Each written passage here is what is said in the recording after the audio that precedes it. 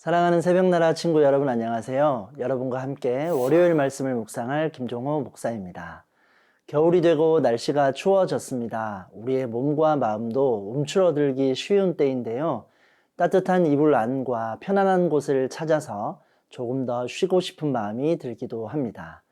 여러분은 이번 겨울을 또 방학을 앞두고 어떤 계획을 가지고 있나요? 오늘 말씀의 제목은 미션 게으름 탈출입니다. 오늘의 말씀은 잠언 26장 13절에서 28절입니다. 게으름뱅이는 길에 사자가 있다. 사자가 거리에 어슬렁거리고 있다. 라고 한다. 문짝이 경첩에 붙어 돌아가듯이 게으름뱅이도 자기 침대에서 뒹군다. 게으름뱅이는 손을 그릇에 넣고도 입에 떠넣는 것조차 귀찮아한다. 게으름뱅이는 신중하게 대답하는 7사람보다 자기가 더 지혜롭다고 생각한다. 지나가다가 자기 일도 아닌 다툼에 간섭하는 것은 개의 귀를 잡는 것과 같다. 이웃을 속이고 나서 농담이었다라고 말하는 사람은 횃불을 던지고 화살을 쏴 사람을 죽이는 미친 사람과 같다. 나무가 없으면 불이 꺼지듯이 남의 말을 하는 사람이 없으면 다툼도 그친다. 숯불에 숯을 넣고 타는 불에 나무를 넣는 것처럼 다투기 좋아하는 사람은 싸움에 불을 붙인다. 남의 말을 하는 것은 맛있는 음식 같아서 사람의 뱃속 깊이 내려간다. 악한 마음을 품고서 그럴듯한 말을 하는 입술은 은도금을 한 질그릇과 같다. 남을 미워하는 사람은 입술로 그럴듯하게 꾸미지만 속에는 딴 마음을 품고 있다. 그 말이 그럴듯해도 그를 믿지 마라. 마음에 7가지 역겨운 것이 있다. 미움을 속여 감추더라도 그 악이 회중 앞에 드러나게 될 것이다. 사람이 함정을 파면 자기가 빠지게 되고 돌을 굴리면 그 돌이 다시 자기에게로 굴러온다. 거짓말하는 혀는 그 혀 때문에 고난당하는 사람들을 싫어하고 아첨은 파멸을 가져온다. 잠언 말씀에서는 미련한 사람을 멀리하라고 계속해서 경고합니다. 어떤 사람이 미련한 사람일까요? 본문 13절, 14절 말씀을 함께 읽겠습니다.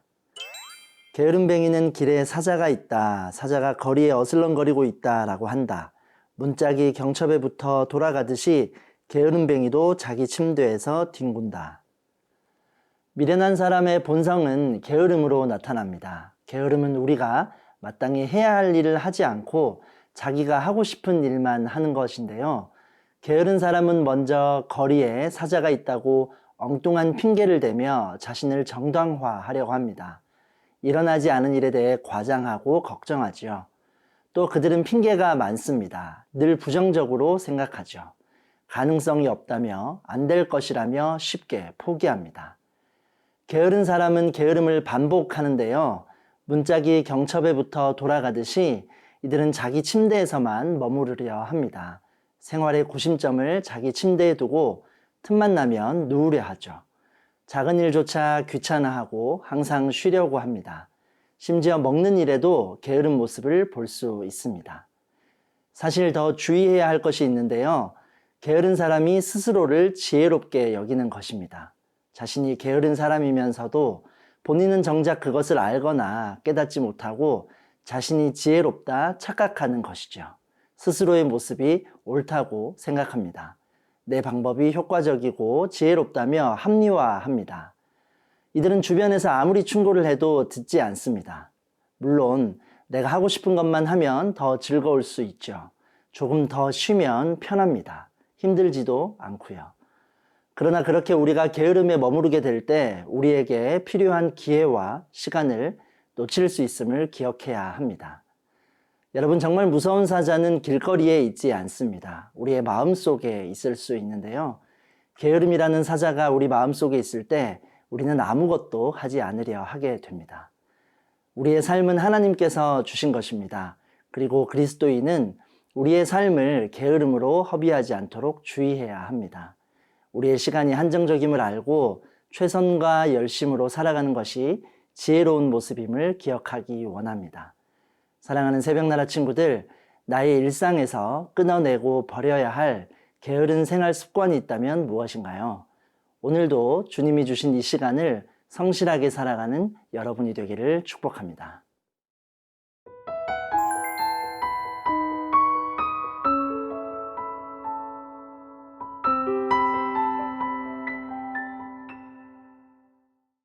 다툼을 피하는 것이 지혜라는 가르침이 잠언 말씀에서 자주 볼 수 있는데요. 본문 20절, 21절 말씀입니다. 나무가 없으면 불이 꺼지듯이 남의 말을 하는 사람이 없으면 다툼도 그친다. 숯불에 숯을 넣고 타는 불에 나무를 넣는 것처럼 다투기 좋아하는 사람은 싸움에 불을 붙인다. 미련한 사람은 다툼을 좋아합니다. 사람들이 다투는 데에는 여러 이유가 있겠지요. 그 중에 사소한 장난으로 시작된 것이 큰 다툼으로 이어지게 되는 경우를 보게 되는데요. 하지만 이런 장난을 사소하게 여겨서는 안 됩니다.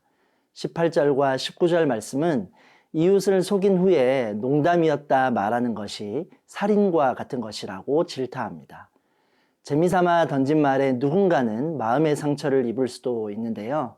진실하고 신중한 언어 생활을 해야 합니다.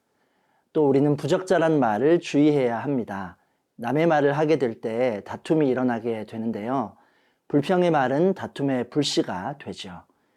나무가 없으면 불이 꺼지듯 다른 사람을 험담하거나 불평하는 사람이 없을 때 다툼이 그칩니다. 불평에 반응하지 않는 것이 지혜로운 모습입니다. 마음은 악하면서 말만 부드럽고 온유하게 하는 사람들이 있습니다. 이들은 은을 살짝 입힌 질그릇과 같습니다. 겉은 좋아 보여도 진실하지 않은 말이죠. 그 뜻을 분별할 수 있도록 또 우리가 먼저 진실할 수 있도록 주의해야 합니다. 지혜로운 사람은 거짓과 아첨을 멀리합니다. 속임수는 결국 드러나게 되어 있습니다. 우리는 다툼이 아니라 화평하게 하는 역할을 감당해야 합니다. 여러분, 말은 또 다른 말을 만들어내고 확장합니다. 그래서 악한 말은 악한 열매를 맺습니다. 상대에게 고통을 주고 공동체를 분열하게 하는 것이죠. 죄의 길로 연결됩니다. 말은 생명을 담는 그릇이 될 수도 있지만 공격적인 무기가 될 수도 있습니다.